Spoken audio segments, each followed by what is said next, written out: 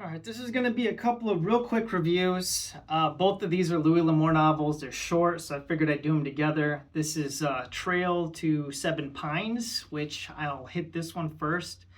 Louis L'Amour wrote four Hopalong Cassidy novels back in 1950 and 51. This was the second one. Hopalong Cassidy was a character that had been established by a previous writer. I believe his name was Mulford.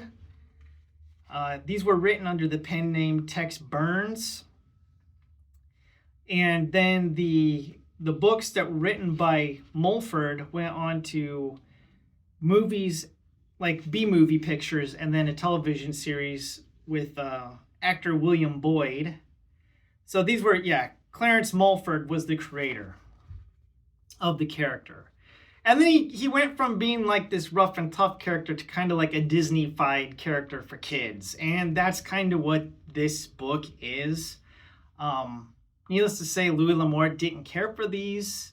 And the name Tex Burns, that was published under, he denied that he ever wrote these four books till the day of his death. I guess they didn't really get released until after he died. And then his kids, put it out there like, yeah, they were written by Louis L'Amour, I guess to cash in on the name. So whatever. I don't think it was anything special. In fact, I almost DNF'd it. I thought it was pretty boring and predictable. So the second book here we've got is Flint. This book here was a range war, and this book here is a range war. So similar material, although this one is better. So Flint is actually... he's dead. I'm just going to give you kind of the thing. The main character in this book is named James T. Kettleman. He was an orphan of an Indian raid who was then taken in by a family who was subsequently killed in one of those, I guess, a cattle town or something, and then was taken in by this gunfighter named Flint. Kind of raised him. And then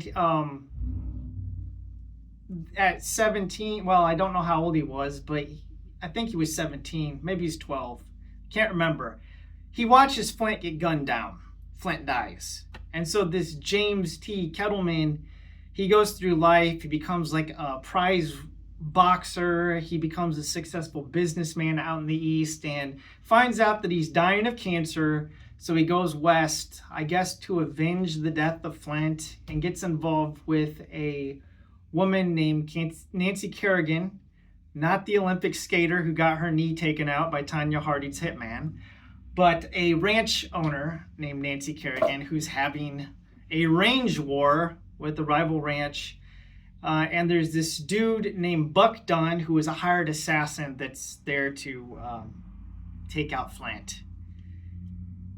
Now, this kind of reminded me of the John Wayne movie The Shootist, at least the premise of a gunfighter dying of cancer. Only, this John Kettleman, or what is his name? James Kettleman abandons his name, Kettleman, and he assumes the identity of Flint, his mentor. So then he's known as Jim Flint.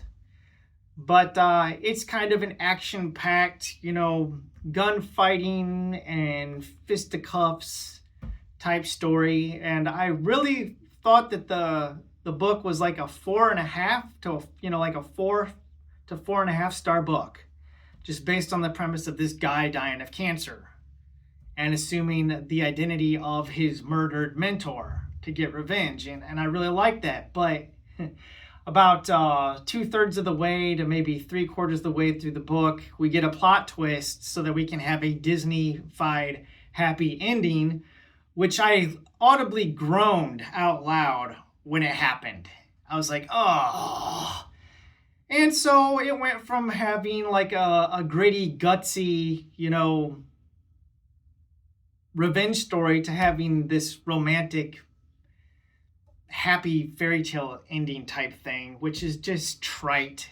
And I've seen it 100 times and brought the book down. So, if you're a big Louis L'Amour fan, I guess read these. You'll probably read them anyways. But this one I would definitely pass on. I don't think it's anything special. This one, it's a thumbs up, but it's a tentative thumbs up. I mean, if I was going to give it a star rating, it's like a 3-star book. It's okay. Hondo remains my favorite Louis L'Amour novel. Hondo is great. This was just okay. And these Hopalong Cassidy books, I don't think I'll be reading any more of them. So that's it. Your 2 Louis L'Amour books. All right. I know this is probably going to tick some people off and maybe some people unsubscribe from me, but I find Zane Grey much more interesting than Louis L'Amour. There's more plot twist and more, I think that the writing is better. Louis L'Amour is really sparse on detail and heavy on action, and I think that Zane Grey balances those two things much better than Louis L'Amour does. So, what's the best Louis L'Amour book out there? Somebody tell me which Louis L'Amour book is like a must-read. Like, what's the best of the best? Because I don't feel like wading through a bunch of mediocre Louis L'Amour novels to find one that I really like. Because I guess I'm just going to cut the review off there. All right, thanks for watching. Have a wonderful day.